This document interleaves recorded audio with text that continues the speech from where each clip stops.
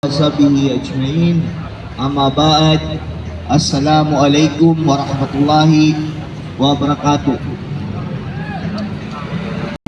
Lahat ng papuri at pasasalamat ay tanging kay Allah mang nawa ay mapasahuling propeta ni si Muhammad. Sumakanya nawa kapayapaan, habag, pagpapala ni Allah sa kanyang pamilya, kasamahan at sa mga taong tatahak sa matuwid na landas hanggang sa huling araw.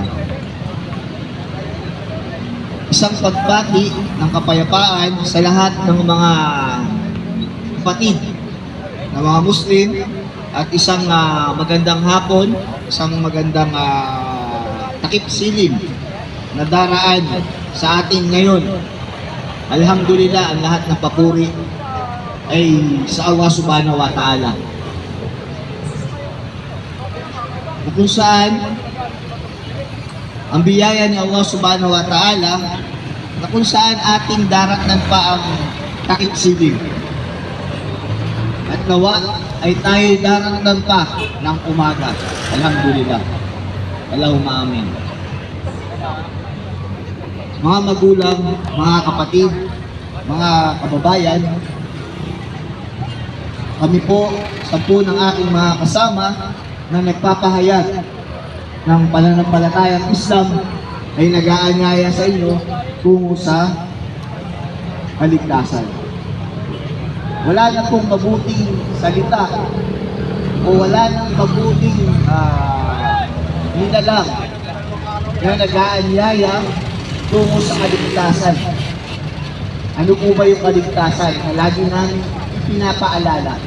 Dahil pinag-utos ng Allah subhanahu wa ta'ala at nabanggit niya sa pinakamalapit na kahulugan,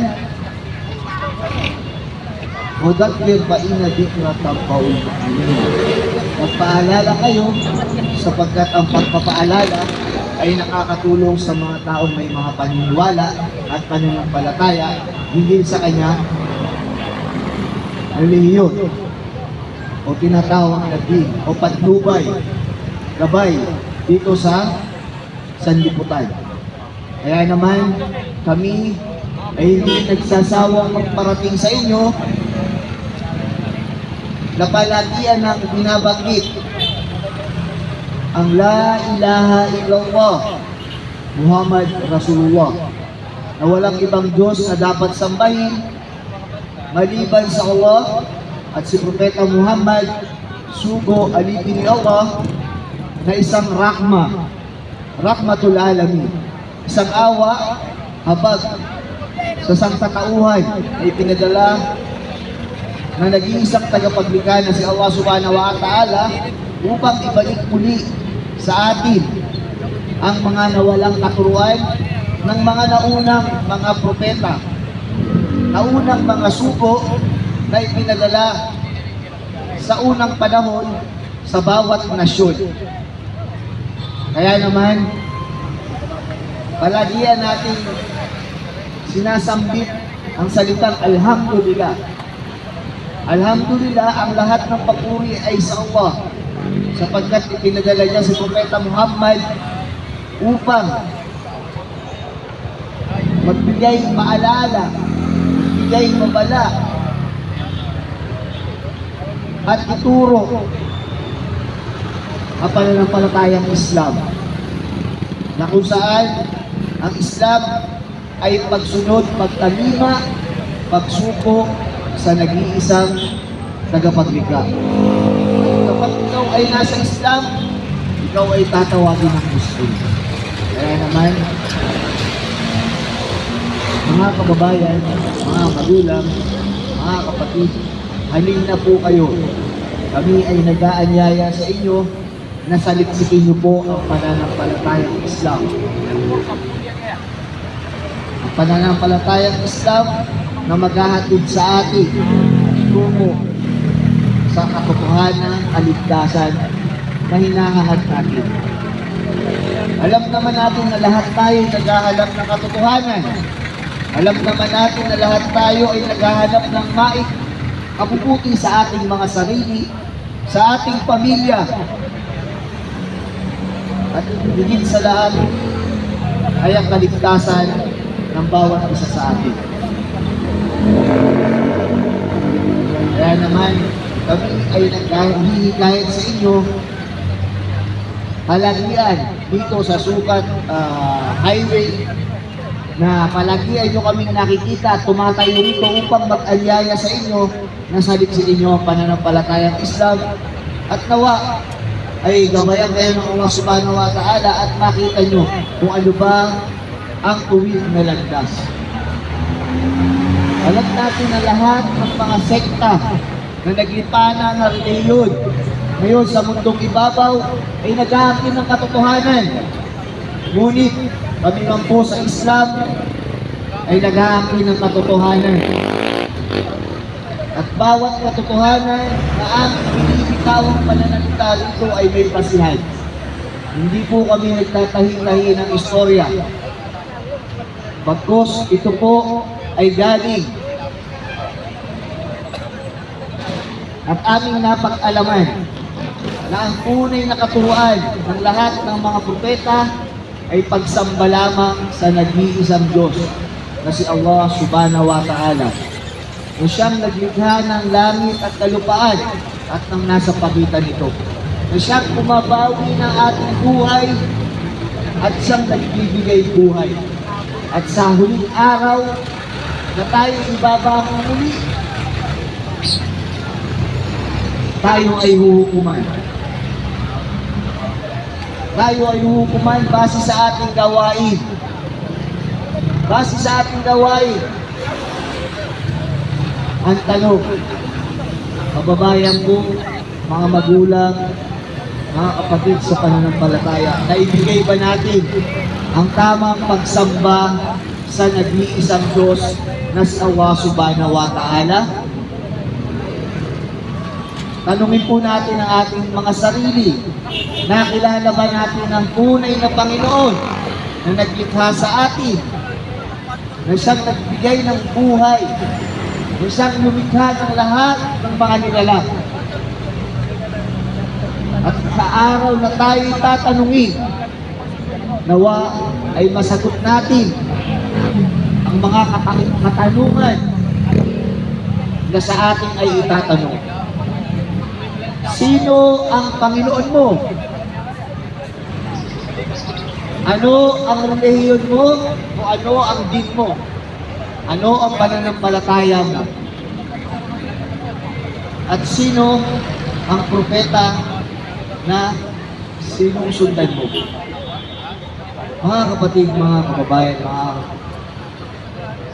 mga magulang, kaya naman kami ay palagi ang tumatayo rito ay upang mag-anyaya sa inyo tungo sa katotohanan. Kami po ay may mga libreng pamphlets dito, mga babasahin na inipon sa pinakamalapit na kahulugan sa ating lengguwahe na ating mauunawaan. Alhamdulillah, salamat sa mga nag-ipon at mga eskola na mga nag-aral ng salitang Arabic na kung saan itinranslate sa ating wika at ating maunawaan kung ano ba ang mga nawalang kapahayagan, ano ba ang mga ibinalik na kapahayagan, ano ba ang muling kapahayagan na ipinadala kay Propeta Muhammad, sumakanya nawa ang kapayapaan. Ito po ay ang Quran, kung saan isang liwanag at isa rin gamot, na kung saan napakaraming nilalaman ito na nakapagbibigay ng lunas sa lahat ng mga suliranin natin dito sa mundong ibabaw. Kaya naman, nag-aanyaya kami sa inyo, nasaliksin ninyo ang pananampalatayang Islam, at inshallah, pagpulihan po ninyo ang inyong buhay dito sa mundong ibabaw. Tanungin po ninyo ang inyong mga sarili. Kayo po ba ay nabuhay lang dito upang maghanap buhay, mag-asawa, o magpamilya. Ang napakalaking purpose ng ating buhay ay binanggit sa malalhating Quran. A'udhu billahi minash shaitanir rajim. Wa ma khalaqtul jinna wal insa illa liya'budun. Binanggit ng Allah subhanahu wa ta'ala at may translate sa pinakamalapit na kahulugan sa ating wika. Kanyang ipinahayag at hindi ko nilikha ang mga tao at mga jinn o mga engkanto maliban na lamang na sambahin nila ako. Allahu Akbar. Kaya pala ang buhay natin dito sa mundo ay puno ng pagsamba. Marahil hindi lang natin nababatid, hindi lang natin napapag-alaman, ngunit ang buhay natin dito sa mundo ay puno ng pagsamba. Puno ng pagsamba, kung hindi lamang papansin. Minsan, sa ating paghahanap buhay, halos hindi na tayo makaalis sa ating pinagtatrabahuhan. Dahil masyado na nating minamahal ang ating hanap buhay at nakakalimutan na natin ang Panginoon na siyang naglikha sa atin. Katotohanan po yan, nangyayari po yan talaga. Minsan naman, sa ating mga minamahal sa buhay, sa sobrang pagpapahalaga natin sa kanila, nakalimot na rin tayo sa nag-iisang tagapaglikha na masyado na natin silang minahal. Ang iba pa nga riyan, hindi ako mabubuhay nang wala ka. Allahu Akbar. Kumanala. Pero pag namatay na yung kapareha, mag-aasawa ulit. Allahu Akbar. Yan ang mga binabanggit.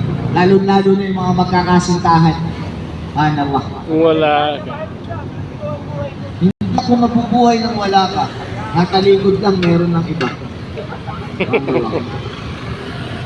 Kaya naman, hindi naman sa mga karaniwan na narinig ko sa isang ating ustads, doon sa may nagtitinda ata sa may incheck, brother, sabi ng ating ustad sa kanyang pagkakakwento, sabi roon, ako, i-check ata yung bro eh. Ako wala na pakialam sa pagsamba. Basta ako kita pera, daming pera. Wala na. Nakakalimutan na. Ang pinakamasakit sa lahat ay yung sinamba na niya ang kanyang sarili. Yung wala nang iniisip na Panginoon, kundi sarili niya.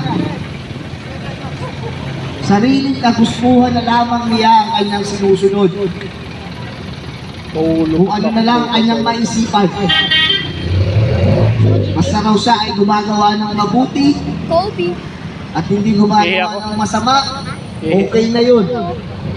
Pero kapatid, kababayan, meron po tayong pinadalang mga maiinam na tao sa bawat nasyon at isa rito sa huling nasyon na ipinadala ng Allah subhanahu wa ta'ala ay si Propeta Muhammad. Sumagan niya nawa ang kapayapaan upang igabay ang sangkatauhan tungo sa matuwid na landas. At sa kanyang kapanahunan si Propeta Muhammad, sa kanyang mga kasamahan o sahabi, o sa panahon ni Isa alayhi salam o Jesus at tinatawag na disipulo, Sunod. ang kanyang mga kasamahan ay naibahagi ang pamumuhay ni Propeta Muhammad. Sumakanya nawa ang kapayapaan.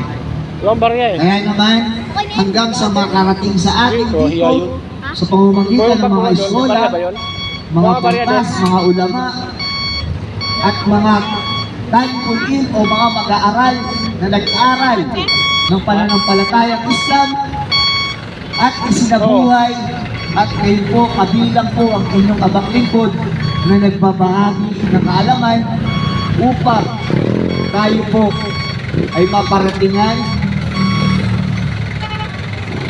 ng La ilaha illallah, na walang ibang Diyos na dapat sambahin maliban sa Allah subhanahu wa ta'ala.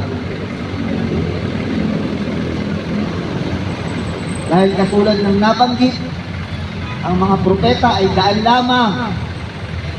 Ang mga sugo, daan lamang sila tungo sa katotohanan, tungo sa matuwid na landas. Katulad ni Isa alayhi salam, o ang pinaniniwalaan ng karamihan sa mga sekta ng kakristyanuhan, na kung saan siya raw po ay tagapagligtas, tagapagtubos. Masakit mang isipin ng propeta o sugo ni Allah subhanahu wa ta'ala ay magiging tagapagligtas na tutubos ng mga kasalanan. Yan po ay ayon sa kanilang paniniwala. Ngunit maging si Jesus na kinikilala ng karamihan sa kakristyanuhan, nabanggit isa sa mga diwa na palagian na lang binabanggit ng mga mangangaral ng pananampalatayang Islam bilang pagpapaliwanag o pagpapaunawa na nabanggit ni Isa alayhi salam o ni Jesus sa John 73. Napaka-common ng verse na sa Biblia na ito ang buhay na walang hanggan, na makilala ka na nag-iisang Diyos na tunay at ako ay iyong sinugo. Maliwanag po ang tinatawag na pagsaksi ni Jesus. Pinatotohanan niya na nag-iisa lamang ang Diyos at siya ay isang propeta, isang sugo. Maging si Propeta Muhammad ay kanya rin pinatotohanan. Siya ay nagsaksi, asyhadu la ilaha illallah, asyhadu anna Muhammadan Rasulullah.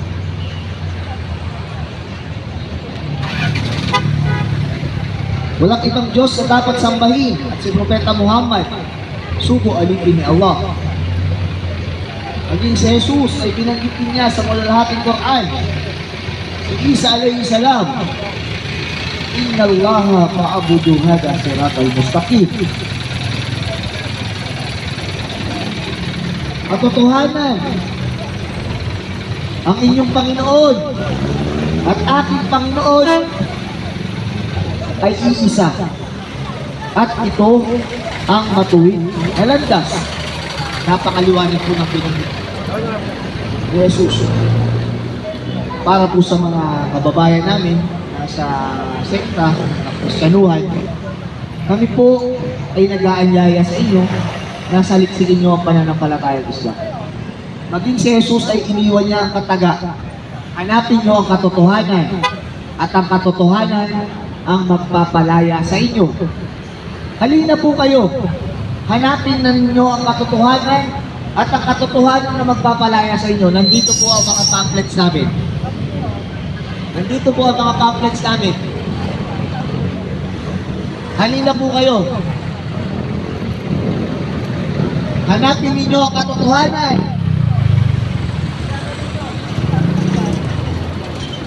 At ang katotohanan ang magpapalaya sa inyo. May mga pamphlets po kami rito. Nandito po ang katotohanan na magsasabi na si Isa o Jesus na inyong pinaniniwalaan sa kanyang tunay na pangalan, Isa alayhi salam. Sapagkat iyan po ang kanyang tunay na pangalan. Kung inyo lamang mababasa ang nasa krus, nasa ibabaw nito ay INRI. Napaka-common po niyan. Kung may krus po kayo sa bahay, tingnan nyo po ron, may INRI ron. I-N-R-I. INRI. Isa Nazaret Rexon Ideos. Si Isa na Nazareno, hari ng mga Hudyo, ngunit hindi siya ginawang hari. Palagi yan na po natin itong sinasabi. Impostor siya. Kaya siya ipinako ng mga Hudyo. Ngunit katotohanan po, sa Islam, kung inyong mapapag-alaman na si Isa alayhi salam ay hindi na ipako, kaya naman siya ay magbabalik sa darating na panahon upang baliin ang mga krus na yan. Babaliin na yung mga krus na yan. Allahu Akbar. Kaya naman,